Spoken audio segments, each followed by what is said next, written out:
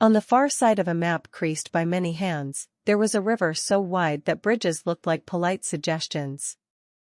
Fishermen called it Sister because it fed them. Farmers called it the Silver Road because it carried rain upstream in stories children repeated without understanding. But rivers do not name themselves. People do. And names, once spoken often enough, begin to feel like truth. In the town of Millhaven, where water wheels turned like patient thoughts, a girl named Cora grew up hearing 3 different names for the same water. Her grandmother said the river was a grandmother too, old enough to forgive. Her teacher said it was a resource. Her father said it was a boundary you did not cross without a plan. Cora loved the river in the way you love something you cannot hold. She sketched its curves. She watched how it took leaves and returned them as stories downstream. When she was 16, a company arrived with papers and confident boots. They wanted to straighten a bend, they said, for efficiency. They wanted to deepen a channel, they said, for safety. They spoke in measurements. They smiled in a way that made Cora's skin prickle. At a town meeting, a man in a tie unrolled blueprints. He called the river an asset. He called the project progress. Cora raised her hand. She was not brave, but she was awake. She said, "If you change its shape, do you change what it taught us?" The man laughed kindly, as if she were a child. "Rivers don't teach," he said. "They flow." Cora felt something cold in her chest. She realized that when you stop listening, you start owning. Ownership without listening becomes a kind of blindness. She began to walk the banks at dawn. She wrote down what she saw. The heron that waited. The eddy that held a plastic bottle like a shameful jewel. The old stone bridge whose arch remembered horses. She interviewed elders. One told her the river had saved the town during a drought, not because it was generous, but because it was there. Another told her a story about a wedding on the bank, how the couple's vows were almost drowned out by frogs. Names appeared in these stories like fireflies. Some people called the water Mercy. Some called it the Line. Some refused to name it at all, out of respect. Cora understood something important. The river was not only geography. It was a shared sentence the town had been writing for generations. The company pushed. Money appeared on tables. Promises appeared in sentences that sounded like rope. Cora's father, tired and practical, said, "We need work." Cora's mother, tired and tender, said, "We need the river to still feel like home." Cora did not have power. She had a notebook and a stubborn belief that truth could be assembled from small pieces. She organized a gathering, not a protest with shouting, but a circle with listening. She asked each person to bring one memory of the water. People spoke. Laughter mixed with grief. A boy admitted he had fallen in once and been saved by a stranger's hand. An old woman admitted she had cursed the flood that took her shed, then admitted the flood also deposited the soil that grew her apples. The river became, for an evening, less like a line on a map and more like a face everyone recognized. The company watched. Public relations arrived with cameras. Cora refused to turn the gathering into a spectacle. She said, "If you film us, film the silence too. Silence is part of the truth." In the end, the project did not vanish entirely. Compromise arrived, as it often does, wearing muddy boots. Some bends stayed. Some channels changed. Not a perfect victory, not a pure defeat. What changed most was the town's mouth. People began to say the river's name aloud again, not as a brand, not as a resource tag, but as a relationship. Cora grew up and left Millhaven for a while. She studied ecology, then law, then storytelling, because she realized they were the same thing with different costumes. When she returned years later, the water smelled familiar. The heron still waited. Children still threw stones in a way that made ripples like small questions. She stood on the bridge and whispered a name she had learned from her grandmother. The river did not answer in words. It answered by continuing. If there is a lesson here, it is not that every battle is won. Some battles are only kept from becoming massacres. The lesson is closer to this.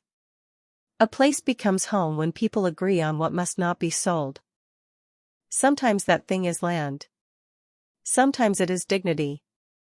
Sometimes it is a river whose name you refuse to forget. Cora eventually wrote a small book, not famous, not loud. In the introduction she wrote, "We did not save the river. We remembered it." And remembering turned out to be a kind of rescue. She gave copies to schools. She gave copies to the company office, too, because respect includes telling truth to power without pretending power is not there. Late in life, Cora sat with her own granddaughter on the bank. The child asked, "What is the river called?"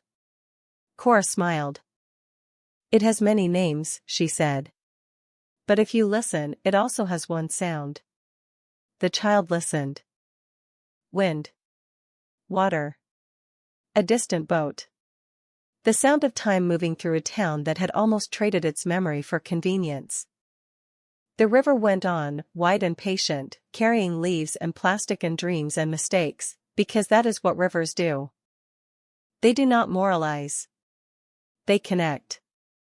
And if you stand on the shore long enough, you learn the simplest truth. Names can change. Maps can change. But when a community decides what it loves loudly enough, the water itself begins to feel recognized. That recognition does not show up as a certificate. It shows up as a slower hand on a pen. It shows up as a meeting where someone asks, not what can we extract, but what are we willing to protect? So remember this, if you remember nothing else. The river did not forget its name. People almost did. And the story of its return is not a fairy tale. It is a reminder. What you call a thing shapes how you treat it. Call it asset, and you may strip it. Call it kin, and you may defend it. Call it time, and you may finally spend it with care. The water keeps moving. The question remains yours. After the compromise, Millhaven built a small room above the library. Not a museum of trophies. A room of voices. Taped interviews. Photographs of boots muddy from the bank. A child's drawing of a heron with heroic legs. Cora recorded her grandmother's voice before it thinned. She recorded the man in the tie, too, years later, when his confidence had softened into something like regret. He admitted, on tape, that he had called the river an asset because the word made the numbers feel clean. Listening taught Cora that people are not cartoons. Fear wears a tie sometimes. Courage wears patched coats. Memory wears wrinkles. When storms came, the town did not escape damage. Water rose. Basements complained. But neighbors stacked sandbags without turning each other into enemies. They argued about priorities and still shared coffee. Cora's granddaughter once asked why the river mattered if you could buy water in a store. Cora knelt and said, "Because a bottle does not carry your grandfather's stories. A bottle does not forgive your mistakes in public. A river does both, if you stay long enough to listen." On winter nights, when ice stitched the edges, Cora walked alone and thought about names. She understood that forgetting is not always cruelty. Sometimes it is fatigue. The antidote is not shouting. It is repetition. Say the true name until it feels like breath. She wrote letters to officials when needed. She wrote poems when letters failed. She wrote recipes for soup that fed volunteers who cleaned the banks on Saturdays. Love, she realized, is not only a feeling. It is maintenance. Years later, travelers passed through Millhaven and noticed something odd. The town did not advertise paradise. It advertised attention. Signs did not promise perfection. They asked people to walk slowly near the water. Cora died on an ordinary Tuesday, not dramatically, not in a storybook storm. Her granddaughter found a notebook filled with river names, some crossed out, some circled, some marked with a question mark. On the last page, Cora had written one sentence in large letters. Protect what you love out loud, or someone will sell it quietly. The river flowed on. The town kept its bargain imperfectly, which is the only way towns keep anything. And if you visit Millhaven now, you will still hear three names for the water, sometimes in the same conversation. Sister. Silver Road. Mercy. But you will also hear a fourth word, spoken like a promise. Ours. What you call a thing shapes how you treat it. Call a river yours, not as property, but as responsibility, and you may learn what Cora learned. Memory is not nostalgia. It is a dam against the laziness that turns living places into ledgers. The water keeps moving.